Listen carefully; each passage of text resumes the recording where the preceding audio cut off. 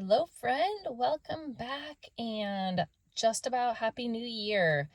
I cannot believe it is about to be 2025. I hope you have had an amazing 2024 and comment and let me know, did you take me up on the challenge last episode to get your budget revamped or created? If you have never created one before, let me know.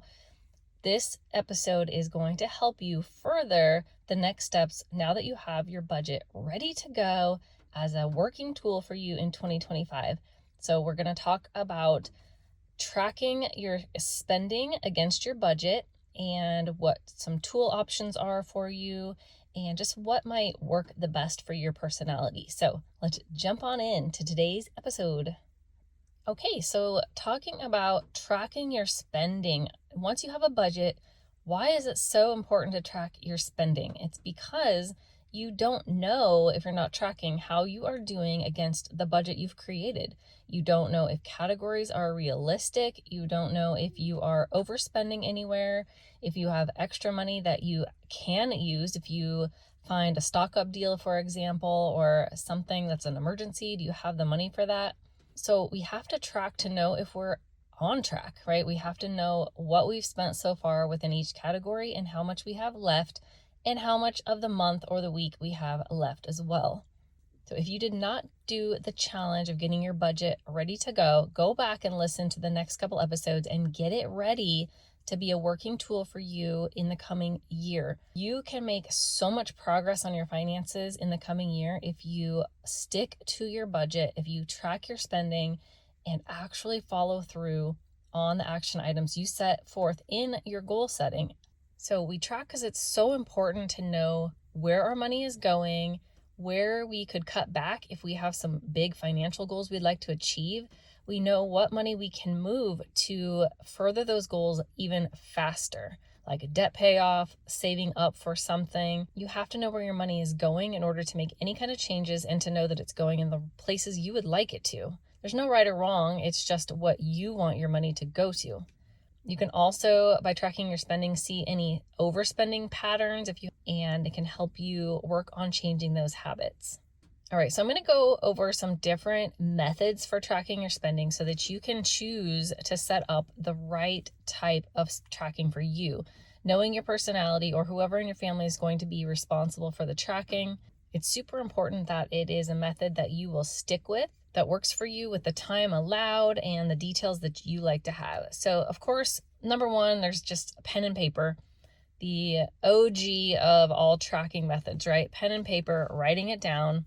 So this can be writing out some kind of a chart. You can use like a graphing type notebook that has some rows and columns ready to go for you. You can write out a spreadsheet or you can just write lists of categories and your spending underneath them. Of course, the pro is that it's kind of simple. I mean, you're just kind of doing a basic budget down on paper and just knowing at a glance how much you have left in each category. There's no technology required if you don't love technology. But on the flip side, it's time consuming to write down every detail. It can easily be lost, so it can make you less organized, especially if you have a larger family that you want everybody to be held accountable and tracking as well. And mistakes aren't as easy to fix as well. Next option is spreadsheet systems. So this is going to be Excel or Google Sheet, which is just like Excel, or even just whatever type of spreadsheet system your computer came with. These are going to be best on a computer. You can use like Google Sheets, for example, on a phone. It's not as easily usable, but it definitely can be an option as well. So some pros for this type of an option is that they're customizable to you. You can obviously fill in whatever rows you want, whatever columns. You can easily edit and move around. You can add in formulas that track your totals and subtract for you automatically.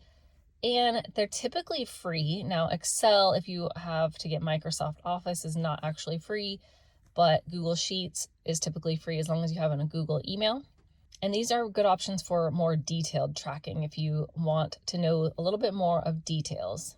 They're also harder to lose. So where the pen and paper, with a paper spreadsheet or a paper list, you can easily lose those. Now, the cons are it does require some setup. Really, any of these options are going to require some setup to get it to be how you want it.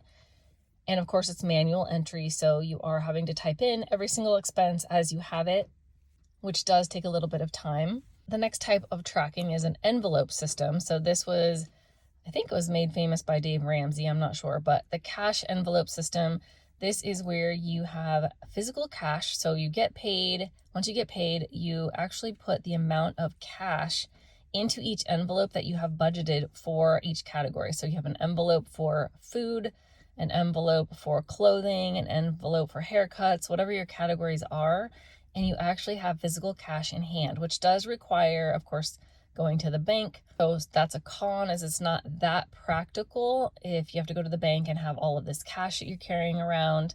It's not as easy at a glance that a digital type of option would give you. Like, you actually have to count out the cash within each envelope, unless you're writing on the outside of the envelope how much you have left, but then you have to get a new envelope every single month. And then a pro, though, is it helps you limit overspending. So of course you've got the cash right there. If you stick to only using that cash, you can't go over. You either have it in the envelope or you don't. So it's pretty straightforward. If you like to use cash, it could be a great option for you. It's very straightforward. It's very easy, not a lot of tracking, but it will prevent you from seeing patterns and seeing where you're overspending. As far as if you're going over on your food budget, what specifically about the food are you overspending? Is it because you're dining out and you're taking it out of there? So it's a little bit less detailed to help you make some changes. And then of course you've got all these other digital tools like apps, budgeting apps like YNAB, which stands for You Need a Budget, YNAB, You Need a Budget. I've heard great things about that. I have not actually used it. There's Pocket Guard, there's Every Dollar, which is Dave Ramsey's, a lot of different budgeting apps. These can be pretty easy in that they are automated. So that's a pro, is that they link up to your bank accounts, your checking account, whatever account where you're spending money, and you can link them to credit cards as well. So it's like real-time tracking. They are categorizing your expenses for you against your budgeted categories as you spend money. They're pretty easy to use. They're pretty user-friendly. Some of them are going to be more difficult than others.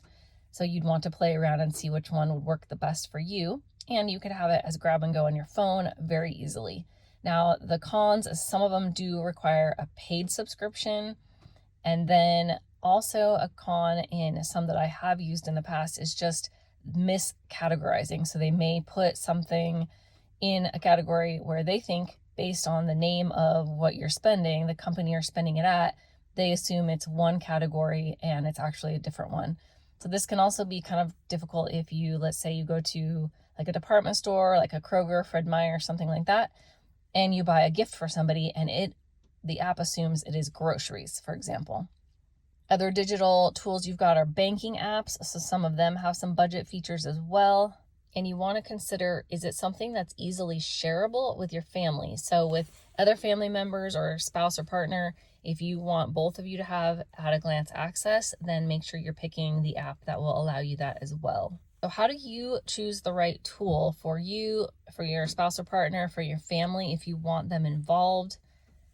Is you just have to consider the needs of your family and the personalities of your family. So whoever's doing the tracking, it really needs to be user-friendly for that person. Whoever wants to be very detailed and look at the way that you're spending the money needs to be user-friendly, it needs to be easy, and it needs to not take a lot of time to update to actually get your expenses in there. You need to be able to set some time aside each week or every few days. I recommend going no longer than a week apart.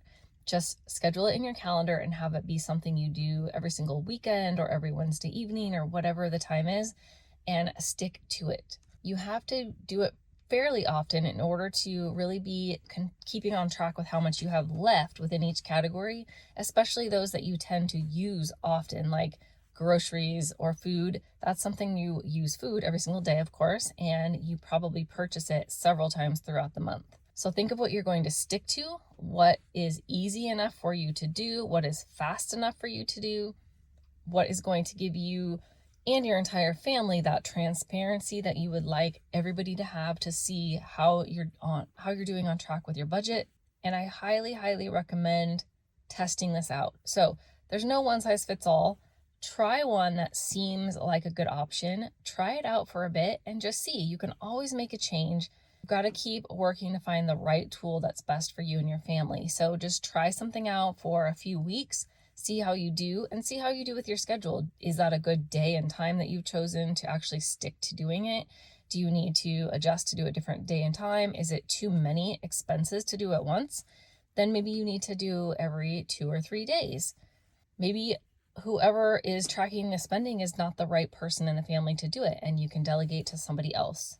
Maybe that tool just isn't the right one, or you're now starting to identify what questions you have based on what data it's giving you. So it's okay to choose to a different tool, try that out for a few weeks or a month, and keep going until you find the one that fits the best for your family. And don't forget, as you're spending, to adjust, to assess, how are you doing against your budget? Are you following your budget categories? Are there any categories you need to change and add more to and take from somewhere else? Are there any categories that you are able to cut back even further and you can move that extra money to whatever your financial goal is? So get as detailed or as basic as you would like. That will at least help you stick with it and get the information that you need to make the decisions that are the right ones for your family and your financial goals. So I highly recommend, before the new year starts, get your system in place. This is the time to get it set up. You don't have any spending to track yet because we aren't in the new year quite yet. So get your system set up and you will be 100% ready to go on New Year's Day. So I'm wishing you and your family a happy, happy new year and an amazing year 2025, full of blessings for your family and a lot of progress on your financial goals. All right, I'll talk with you in a few days for the first episode in 2025. Happy New Year. Blessings to your family.